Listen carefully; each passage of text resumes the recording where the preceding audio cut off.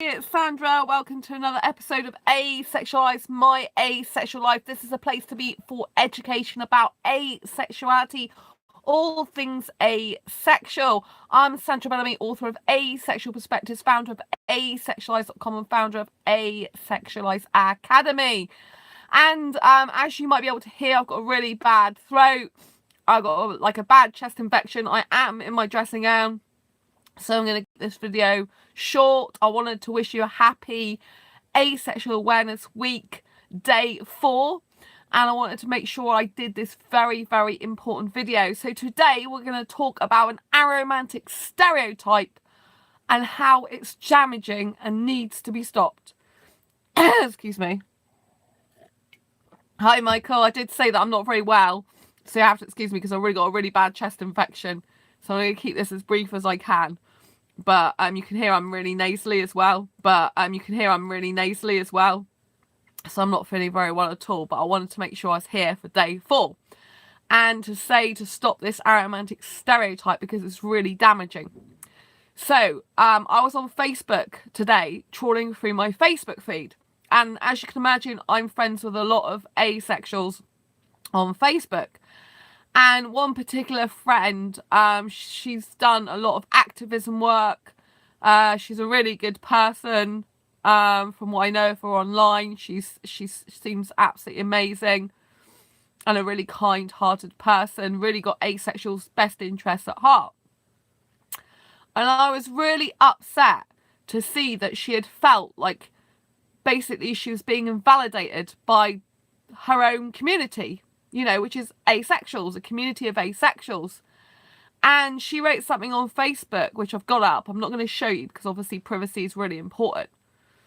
But basically, she was asked, I'm just going to move this iPad a little bit so I can see what she wrote. Okay, so basically she was asked why she decided it would be a good idea. Sorry. Didn't mean you to fall off. I'll move you down a bit. Sorry. Oh, my screen's still intact. Thank goodness.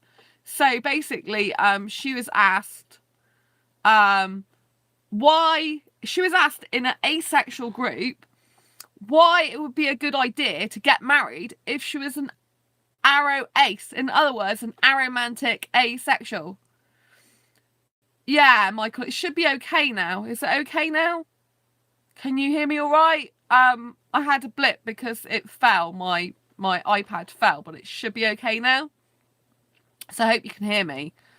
So yeah, so basically the crux of the matter is I've got this friend online on Facebook. She's an aromantic asexual. She's been married to her husband for years. And someone was asking her in a group, why did she choose to get married? Why did she think it would be a good idea to get married if she's an aromantic asexual? Now, this is just, disgusting because it made her feel really invalidated because she's not just had it by this person in this group, she's had it a lot of times, and it's making her feel like she wants to scream because there's a stereotype that no aromantics ever want to date or ever want to be in a relationship. And that is really damaging. Okay, the majority of aromantic asexuals don't want to be in a relationship. They don't need to date. They're quite happy on their own. But that isn't the entire population. And therefore, we need to stop stereotyping all aromantic asexuals as not wanting to be in a relationship. Because, this person who's a dear friend, feels like people are invalidating her. She has been married for absolutely years to this person. The person she's married to is not actually asexual either, and I think it's really disgusting. And I want to stick up for her and other people that are being stereotyped in this way. Because I actually know another aromantic asexual in my asexual friends group. She's married to a sexual as well. She finds that, she has struggles sometimes in the relationship because she's aromantic, but she's still married. She doesn't not want to be, in a relationship. And there are people in my asexualized dating group that's for asexuals who don't want sex that are a few, not many, but there are a few still in that group who are interested in a relationship with someone if they find the right person. But don't forget, we all define our own relationships differently. So for aromantics, their relationship would be more like a companionship. But it's still a relationship. If they want to get married, they want to get married. You know, because obviously aromantics could just choose, like a lot of them do, to have friends as companions. They don't need to be in a relationship to have a companion or friend, or even a really close friend, or even an intimacy with a close friend. Aromantics don't need that, a lot of them, you know, to be in a relationship, but there are some that do. And I feel really, really upset for my friend that, you know, she's constantly being asked these questions. But the question is, you know, why does she think it'd be a good idea? It's like undermining her own decision. Do you see where I'm coming from? You know, you know, there's this underlying tone that it's something that asexual aromantic should never want to do. And I just think that's ridiculous. There is an aromantic person who is not asexual, who is on my asexualized Facebook business page. And she talks to me through comments on there regularly. You know, she really supports the asexual work I do. She's not even asexual, like I said, she's sexual, and she's an aromantic, but she's with a sexual guy.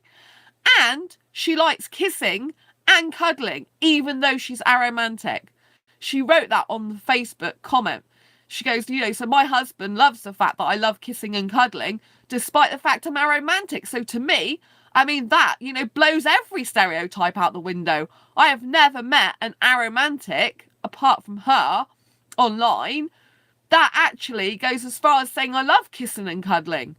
You know, I've got aromantics that don't mind a peck now and again that I've met.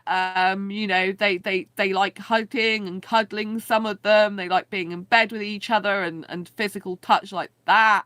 Some of them, you know, like the cuddling.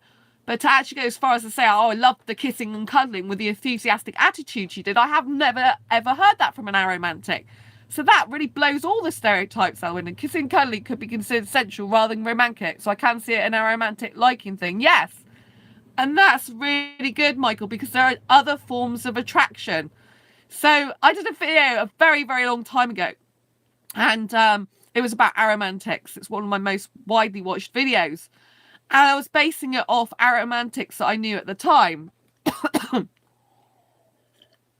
Excuse me. But even back then, I still said I know aromantics who want to be in a relationship, because I did. But I did say, you know, aromantics tend in the majority to not be attracted to anyone at all. But obviously that's not, you know, that's not fully correct, in the sense they can still experience things like aesthetic attraction. But I think, as far as I know, I said, you know, the majority of aromantics. But, you know, I've learned in my journey now that they can be aesthetically attracted to people.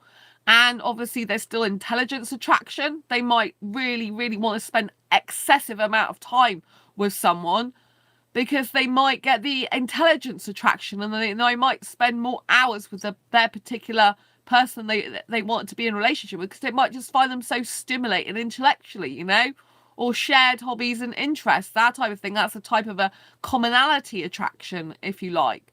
So there are other attractions, you know, besides romance and besides sexual. So it's quite, like Michael would say, common sense that not everyone's going to be the same. Sorry, my chest is so bad today.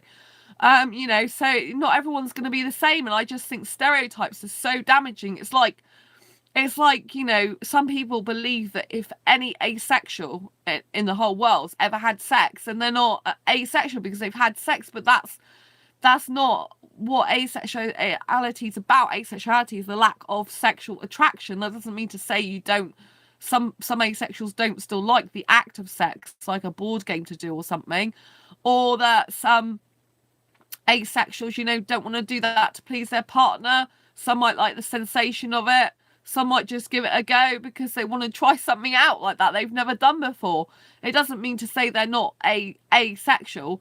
If they're doing that and they experience a sexual attraction, then of course they're not asexual. You know, if they're thinking, oh, I really want it, because I'm attracted to that person, then no, they wouldn't be asexual. But if, you know, like, if say I'm really passionately kissing a sexual guy, for example, I don't get I get aroused, but I don't get any extra feelings. Like, I don't get to that stage where it turns into sexual attraction for me. There's nothing, it's not there. Diddly squat, nothing. So, you know, I can be kissing a guy and my breathing noises to him sound like I want sex or that I'm having sex, but I'm just being me. I'm just so confident a lot of the time in my own skin these days that I can make these noises, even though sometimes, like, it was fine with the guy I went on a date with on Friday in the sense that he was making those noises as well, but obviously he was sexual as far as I know, not asexual, so he was like wishing I could have sex with him, I think, obviously, but I told him it's not happening, so that was fine. Even though he said he wasn't bothered about it, I'm telling you, if I wanted to do sex, I'm sure he would have obliged, but I really didn't and don't like that. You know, so yeah, it's, you know what I mean. So that, you know, I kind of like really confident now. But he was doing it as well. But the heterosexual guy I did actually date for 2 months last year. He wasn't hardly making any noises when he kissed me. And I was doing all the noises, which is really weird for an asexual person, to be quite honest. I get a bit freaked out about it. I'm like, oh, I'm doing all this, my body's doing this. But then I just accept it as a natural part of the way I am and my makeup. I don't try and be bad about it. In a way, it's nice that I can do that and still not want sex. I feel like it's quite a privilege. I mean, you know, like some people, some asexuals, they feel I have to fake stuff, you know? I don't have to fake anything because I'm genuinely excited, but I'm excited either in an arousal way or just in my body. It's nice and tingly and magical. It's really weird, but I would actually say I get more aroused by myself, being by myself, than I do with a bloke.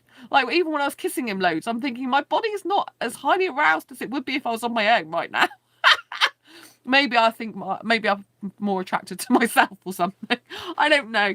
But, or maybe it was just because I didn't let him touch in a lot of places that would arouse me. I'm like, no, you're not touching there. You're not touching there. You're not touching there. If he'd have done that, I think it might have been probably a whole nother story. And that's why it's good, obviously, if you are dating, to put boundaries in place, especially when you're asexual. If you're with someone who's not, or dating, or in a potential relationship with someone who's not asexual, you've got to put boundaries, and they're really strong, and stick to them unless you decide consciously that you want to change them and not forced, you know. That's different. But yeah, I just wanted to touch in this video that please stop all these damaging stereotypes, because there are some aromantics that do want to be in relationships. There's some aromantics that already are in relationships, some aromantics that are already married, and there's some aromantics that, you know, that think about having a relationship. They might meet up with someone and they're thinking of a potential relationship with them, which is basically a date. You know, they're meeting up to see if they get on. But the thing with aromantics, it's very difficult if you are looking for a relationship to tell the difference between if that person likes you as a friend, because in essence, aromantic love tends to be like a much more higher state of friendship. It's very difficult to tell whether that person does just like you as a friend or they like you a lot more. From the people I know that are interested, or were, you know, the people I knew that were interested in having a relationship that are aromantic, but they're not actually in one, they have struggles of their own trying to work out where a person likes them more as a friend or not, because essentially aromantics get really, really close to their friends a lot of the time, and they can form a really deep connection, but it doesn't necessarily lead to a relationship for them, or a feeling like they want to be in one. So it can be really sort of confusing for them. Like we have is the romantics, but actually have their own problems if they are looking to be in a relationship. You know, and obviously aromantics have their own problems if they've got a romantic interest in them. And they're like, well, I'm not a romantically inclined, you know? Doesn't mean to say it couldn't work. See, I personally believe that aromantics can be really romantic, but just they don't think about it as romance. What I see as them being romantic, I'm not saying all of them are, I'm just saying, but the aromantics, a few of the aromantics I know, what the things, you know, what they do or say, to me, that would be romantic. I would like that type of thing in a relationship. But maybe that's because I believe a relationship is based on a very, very strong foundation of deep friendship. And I find I love through a deep emotional connection, which is being someone's bestest ever friend. And I think, you know, that's where me and an aromantic person would connect. But just obviously I need a lot of kissing and cuddling. The majority of aromantics can't be doing with that. Not even a lot of romantics can be doing with as much kissing as I can you know, as I would want. So, you know, we're not compatible like that. And you know, aromantic, my sexual friends once speculated about what sex is like for asexuals, and one of them posted an animated gif of a cartoon girl holding a pen. I didn't quite see that one. Taking the lid off, was that Michael? I couldn't read it all. It flashed up and went, what, of a pen with the lid coming off. And then ink going everywhere, did it say? If it was something like that, it was quite funny. As it probably is quite like that, with the pen coming off and then the ink splaying everywhere. Is a representative of the guy, what he's doing. But, well, women can do that stuff too. Girl holding out a pen, putting the lid on and taking it off over and over. Yeah, but it's more like, because obviously squirting of stuff's going on, fluids. So it's more like that you have a pen, you take the lid off the pen fits into the sharpener. You'd be more better to do this with a pencil, actually, which is why there's a lot of penis and pencil jokes, you know? So basically the pencil's there. You can't have a lid on a pencil though. So you take the pencil, you put the pencil in the sharpener, the pencil would go in the sharpener, and you know, as you sharpen it, stuff will come out, if you know what I mean. So if you were doing an analogy with a pen, you'd have to basically put a pen in something. Which, what could it be? Like the pen is being inserted into the lid over and over again. Yeah, but with the lid, it's kind of putting a lid on it, isn't it? There's nothing coming out of it. A lid on a pen is more like a condom over a penis, to be honest with you, because it's stopping something. It's a barrier. Whereas when you're having sex, especially if they have unprotected sex, which I don't recommend, but if you're in a long-term relationship, you might want to just with one partner. Then if you take the lid off. Do you see what I mean? Because you'd be having sex. And the whole point is you don't usually have a barrier there if you're having unprotected sex. If, say, you've been married for 10 years and you want to have sex with your partner, you know, there's no barrier. So you'd be doing that. And then it'd be like ink squirting everywhere. Because obviously stuff squirts everywhere. You know, that's how babies are made. But I'm pregnancy repulsed. So I don't really like going into detail even about that. But I can for people who need it. But, you know, so it's kind of like stuff squirts.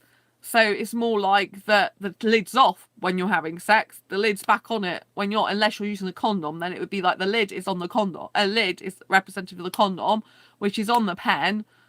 And then the pen with a condom is going into something else. I just thought it was funny.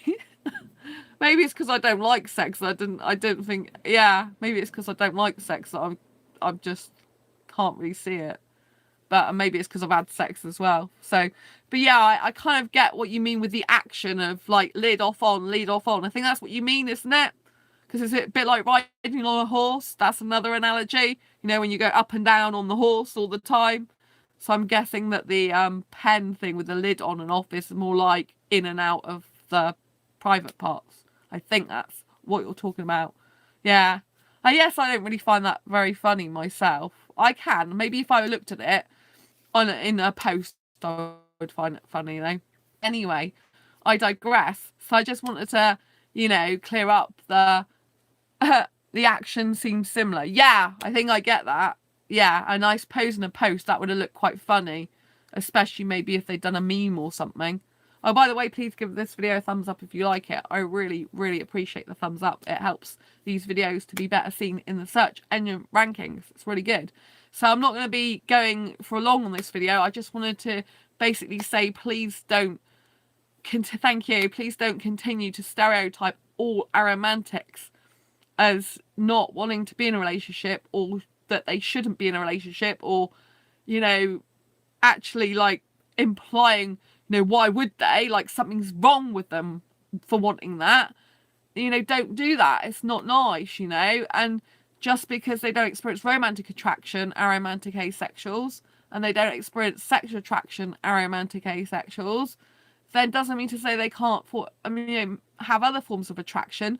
But relationships are not just about attraction. Relationships are about deep emotional commitment and connection. It's emotional connection and commitment that really keeps you together and binds you together. My parents aren't asexual, but in public, they hardly ever show public affection, not even holding hands, nothing like that. Nothing like that whatsoever. That exact opposite to me. And they've been married for 50 years, Someone could come and stereotype them and go, oh, I see that you're not doing any physical, affection, no touching, no holding hands, no stroking of the arms in public, no nothing. In front of me, they don't hardly touch bodies. Do you know what I mean? It's like, if you're an outsider looking at that, you could think, why did they get married if it's all to do with physicality? Or even, like, to me, it doesn't look that romantic. They can be romantic. My dad buys my mum flowers, even though they've been married for years. Not all the time, but he does. So, that's part of romance. But, I see much more romantic couples. Well, my parents have been married 50 years next year. So it's not necessarily to do with behaviour. It's the way you feel about each other. A relationship is how much commitment you have to each other, how much honesty, how much emotional connection, how much best friend feelings you have for each other, how much you communicate with each other, and not just how much you communicate with each other, how you communicate. Like, sometimes my mum and dad will sit in a room and they don't really speak to each other that much, and that to them is a good, healthy love. Me personally, as I'm a different type of personality to them, I prefer to chat quite a lot. But I don't mind, it's quite nice if I was in the arms of my guy, if I had one, to just be quiet sometimes with them and cuddle them. But as a general rule, I do love talking. It's part of my personality. But, my parents, you look at an outside look to my parents and they would think their relationship is not the average relationship in terms of physical touching, in terms of, like, they look, when I'm around them, they act like they're bestest friends. And do you know what I mean? They act more asexual than I do sometimes, I think. With if you were looking at an outsider, if you see me, like, on Friday night and I was kissing the guy in when we were in the pub, when we were walking out, he asked me if he could kiss me. He made the first move. I said, yeah, that's fine. I was kissing in the street, in the pub, a bit on the dance floor, but in the pub, another pub where we were going dancing, and in the car, so, that behaviour could seem quite asexual to some people, but I'm still asexual, I don't want sex. I just love the kissing. I love the sensation of the kissing, with a foreign guy. He's foreign with a lot of the looks I like. I can't just kiss anyone, so that's why I enjoyed it, even though I'm ill now, because I kissed him and he smoked, which is why I ended up with a bad chest. Which I take full responsibility for. I happened to be in the situation at the time. The kissing was obviously adrenaline rushing more than the smoking. He didn't smoke actually in front of me, but he came right and kissed me straight away after smoking. He must have had about 7 cigarettes in one evening, so no wonder I've got a bad chest when I've never smoked in my life and can't stand it. And I got a sensitive chest as it is. But it's just like the way it is. And so, I'm just trying to say that, sexual behaviour or physical behaviour, or, that's not what makes a relationship. A relationship's based on two people who mutually want the same thing and have loads of shared interests and things in common and have life goals together. And, you can have a loving relationship. You can love without sex, and you can love without romance. You can love, without any sexual attraction. You can love without any romantic attraction. You don't have to have either of those elements to love. I'm a romantic, but I know that you don't have to have romance to love. Love is a deep feeling within of being around the person, of spending time with them, of wanting to communicate with them, of wanting to be on that deep emotional level with them. That's what it is about. You know, you could take away a lot of the attractions and still, still be in love.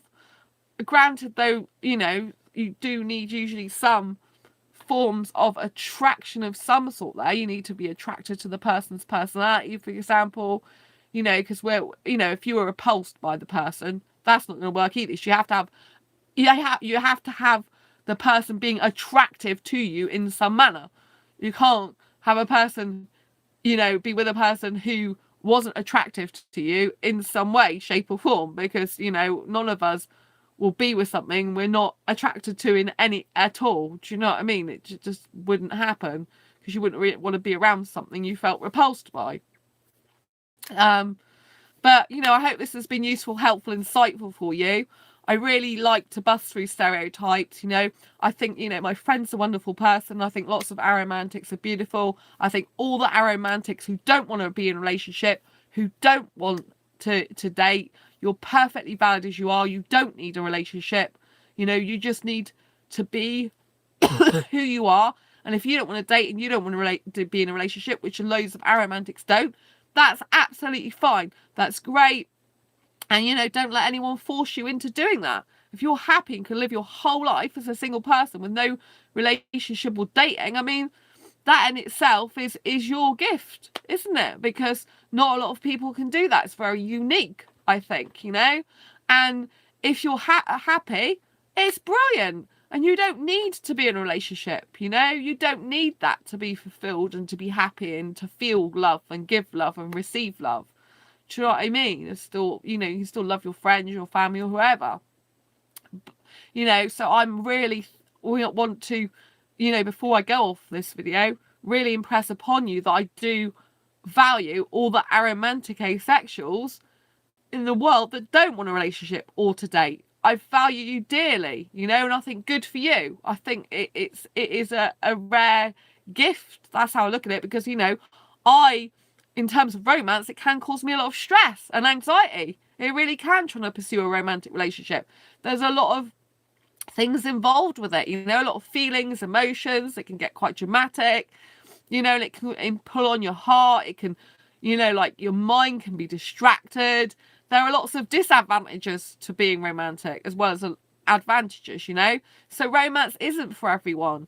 And I really respect and appreciate everyone for who they are. It's really important just to be you. I just want to make it clear on this channel that there are, not to put everyone who's aromantic asexual into this one category of never wanting a relationship, never dating, and because they don't experience romance, why should they be in a relationship? That is really bad to say that. Don't ever say that. It's not nice. It's not good. It just means that the person who's saying that is really not grasping the whole concept of aromanticism. Closely I'll come to romance is when I've had close friends over for the weekend. Yeah.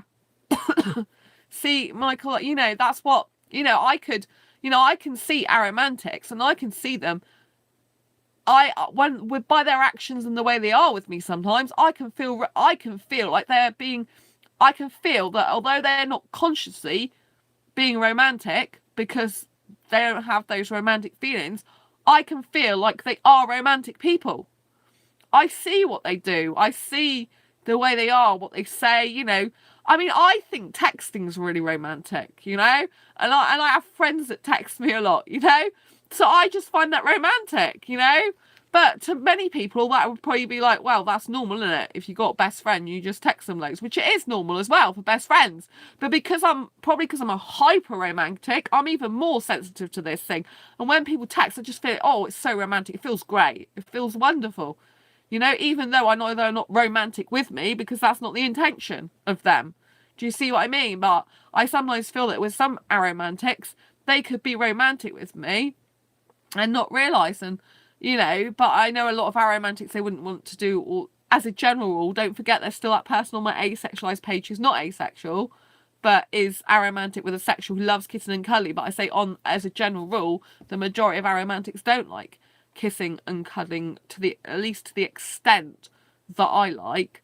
So we wouldn't be compatible in that way. And I think, you know, if I was with an aromantic, I'd probably have to tell them lots of stuff that I liked, that I found romantic, because they wouldn't have a clue that I found something romantic when they never intended it to be romantic. So I think, you know, there can be a lot of difficulties, but I think it's possible that some aromantics and romantics could possibly work out if they talked about stuff a lot and discussed it.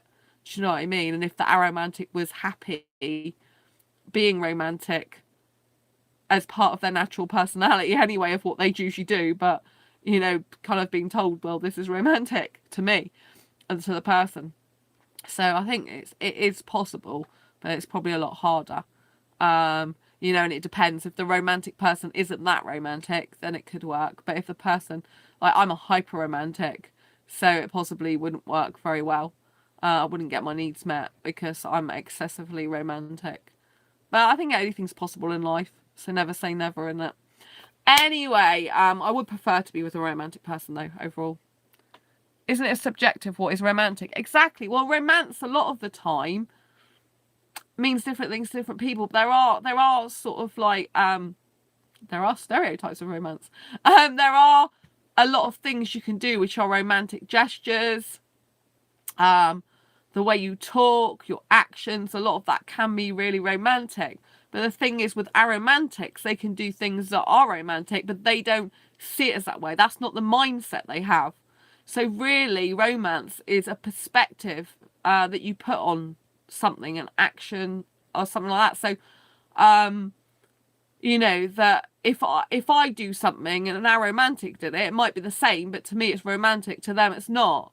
So really, romance is a skill you can learn. So aromantics, if they wanted to be in a romantic relationship, like a Cupia romantic, for example, a Cupia romantic is someone on the aromantic spectrum who desires a romantic relationship despite not being romantic themselves, despite not having romantic feelings. So that is in the aromantic spectrum. So there are some aromantics that want to be in a romantic relationship. You know, they desire it strongly to be in a romantic relationship. That's their objective of being in a relationship. And so, you know, romance is a skill that can be learned, you know.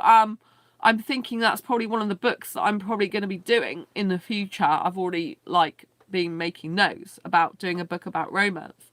I might do one for, because I'm a hyper romantic, so I'm thinking, well, Sandra, you should be doing a book about romance because you're like one of the people that's the most romantic in the world, according to someone who spoke to me on ASAP. That was his words. And I had another guy today saying, oh, you're very romantic. He was like 21 Indian guy. Hi, Sandra and Michael. Hi, Heather. Nice to see you. You have to excuse my chest at the moment. It's very bad with affection. So nice to see you. Lovely to see you. So yeah, there was a 21-year-old Indian guy on ASAP. And he said to me today, you're very romantic. And I'm like, yeah, I know. So, you know, I want to do a book about romance because I think that you know, it's something in my life I really want to get back to writing more books because it's something that I'm hugely passionate about. And I want to write more books for asexuals, but I also want to write more books for other genres. So, yeah, I think it's really important that I write a book about romance, like how to be romantic. And I might do a version specifically for asexuals and then another one for the general public, or I might just do one, I don't know yet. But it's one of the books I've got on my list to do and I've made notes about already. At the moment, I keep scribbling notes of different books, but I've got a lot of stuff I need to finish off at the moment. And because I'm ill at the moment, I really can't be, you know, today I haven't done much stuff like that much. I've been posting a lot on Facebook on my personal profile to raise awareness of asexuality. I did about 5 posts or something on there. And so I have been doing quite a lot in that way. Oh, maybe I should read some of it out to you. It's quite good. Are you ready for this? I'm digressing off the aromantic subject here. But it might be really good for you to hear this because it is Asexual Awareness Week. And I think we should be actually having a bit of a celebration on this channel. So this is some of the posts I did. So, right. So one of the posts I did on Facebook on my personal profile, which was to celebrate Asexual Awareness Week, is love does exist without sex. Asexuals who lack sexual attraction can love, live, and be super happy without sex ever. Don't forget, give this a thumbs up if you like it. and have a sex-free forever relationship, which is hashtag Ace Week, because that's what the hashtag for Asexual Awareness Week is. And I've put a picture of me and my BFF, my asexual BFF up there, and this is my asexual BFF at an asexual meet up in my city. Friendship love is super important too. So I did get that in there. And then I've put this other thing. This is another post I did. Emotional connection, honesty, communication, love are the most important things in a relationship. In keeping it together more than sexual attraction. Ace Week. You see, it doesn't even say anything in there about romance. It doesn't, you know, I put emotional connection, honesty, communication, love are the most important things in a relationship. And I truly believe that. And in keeping it together, it's really important. And then I put this other thing. Okay. This is really funny, right? I found this funny. I kind of dared myself to do this because it's got a naughty word at the end. So I will warn you before you hear what I have to say. So this is what I put. I want to fall in love with the mind, the aesthetic beauty of a handsome face, the creativity, the passion of their life and their soul, not for the guy's penis. / Ace Week, you know, hashtag Ace Week.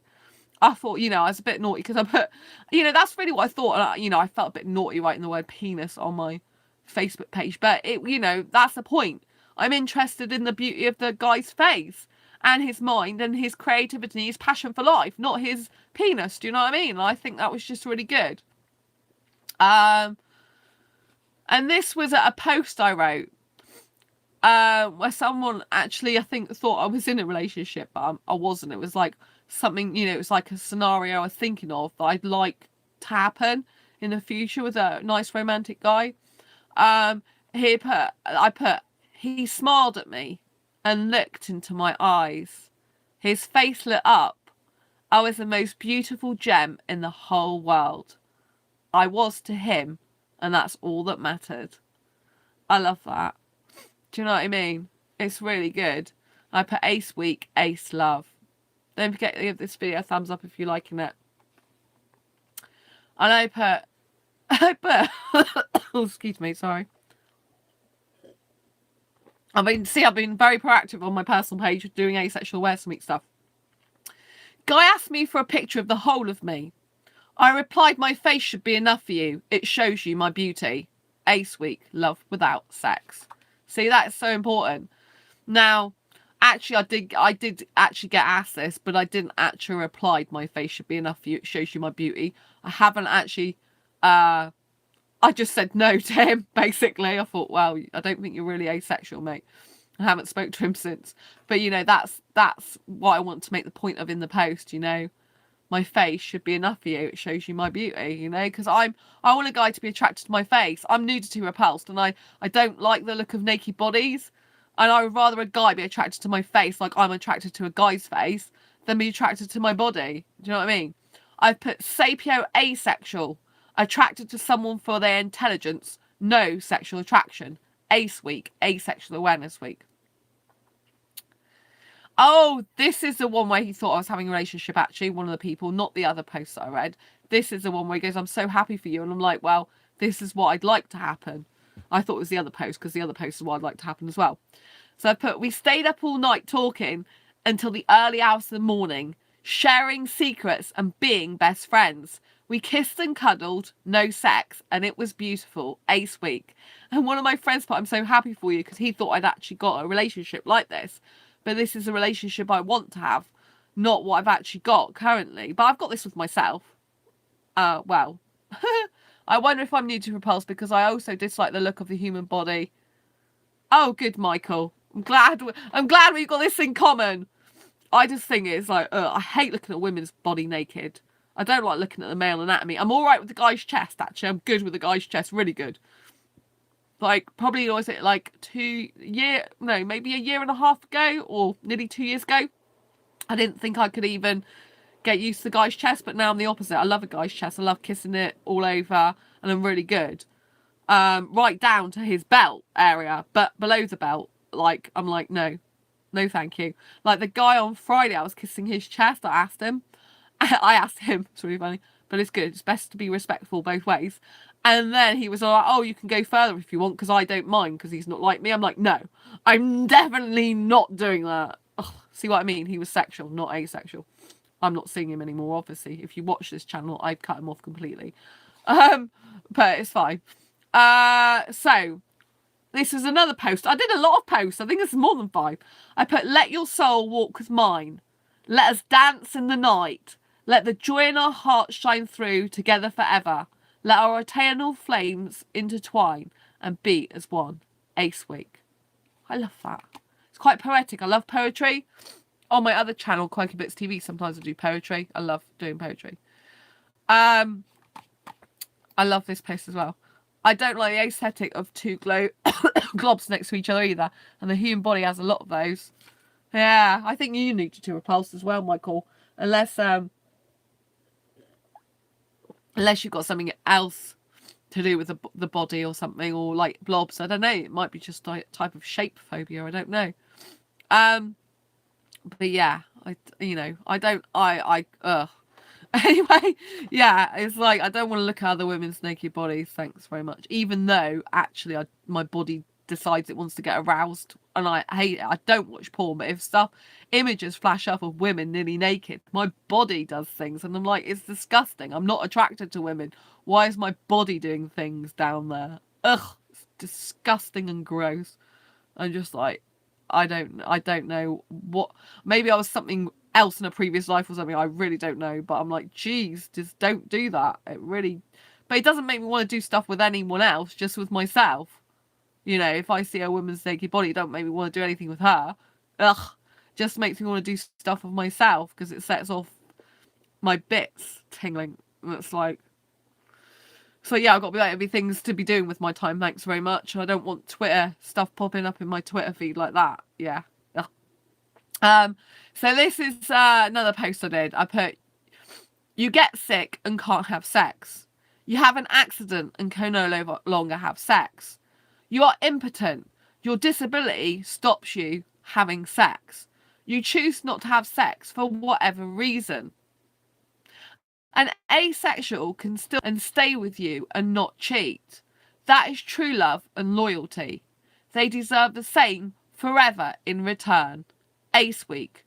Choose a lasting love, not a superficial one. Ace Week. Asexuality is a sexual orientation that is a lack of sexual attraction.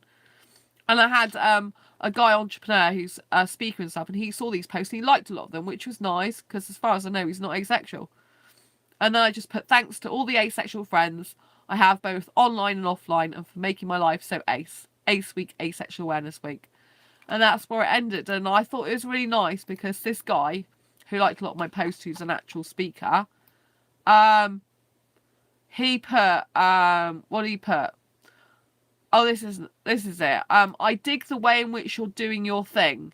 It's not done in a down your throat manner, which some other people do with their interests. So that was really nice, positive feedback because, you know, I'm putting all this stuff on my personal Facebook page, but it's personal, but it's out to the world. I have it on public so everyone can see my stuff. So they can't comment on it. They can only like my post or, you know, dislike it if they wanted to. They can't comment.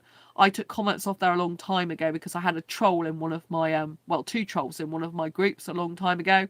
And she decided to start posting horrible, I took her out and she decided to start posting horrible stuff on my personal profile. So I don't have comments on there for anyone other than who's my friend on there. But I do leave it open so anyone can see my asexual posts. And if I do use the hashtags, they can find me on Facebook. That I'm helping asexuals, obviously. So they can find me really easily. But I just thought it was really nice because I'm friends with a lot of entrepreneurs, and it's important the more we get the word out about asexuality to these people who, you know, speak around the globe, across continents. You know, the more people hear about it, the better it's going to be because they might come across them on their travels, a friend or relative or even someone in distress when they're doing their coaching work, and they might realise they're asexual and be able to help them. So that's why I really like being connected to loads of entrepreneurs, and that's why I call myself the asexual entrepreneur, because I'm asexual and I class myself as an entrepreneur, you know. And half my friends are asexuals, half of them are entrepreneurs. Well, I say not exactly half because I have like a proportion of people that I knew from school, from where I used to work, and also people who've got fibro as well. I've got quite a few people and known through blogging, stuff like that. So it's probably 40-40 and then 20 for other. So yeah, but I just, it's nice to put a lot of posts out there. I haven't been feeling very well, so I haven't really been doing as much as I should be. I had to go and get cough medicine, throat sweets, and I thought I'll do some posting because it's still helping raise awareness of asexuality. And I wanted to do posts that are a bit different, that stand out to the rest, that make people think, but without being horrible. Do you know what I mean? And obviously it's worked well, which I'm glad about, really glad about. And whatever orientation you are watching this, I just want to say thanks, Heather. Whatever orientation you are watching this on the asexual spectrum, or even if you're not asexual, thanks so much for tuning in. Happy Asexual Awareness Week. Sorry about the YouTube video having a bit of a lag on it. I've noticed when I'm talking it has a bit of a lag. I don't know if it's because the internet maybe isn't so good on here. Doesn't help the fact I've got bad chest as well, but I can see there's a bit of a lag. So, and at one point I know I knocked the iPad off the desktop that I'm on, so I do apologise for that.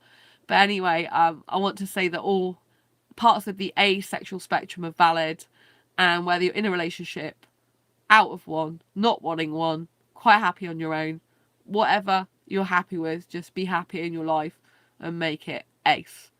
Anyway, until next time, embrace your quirky and each other's. Give this video a thumbs up if you like it. If you haven't already done so, thumbs up is great. Please subscribe if you haven't already. Hit that bell icon to get notified every time I post a new video or go live. And I will see you on the next video or live stream. Okay, take care. Thanks for the thumbs up. Thanks for tuning in. I really appreciate you. Night, Michael. Night, Heather.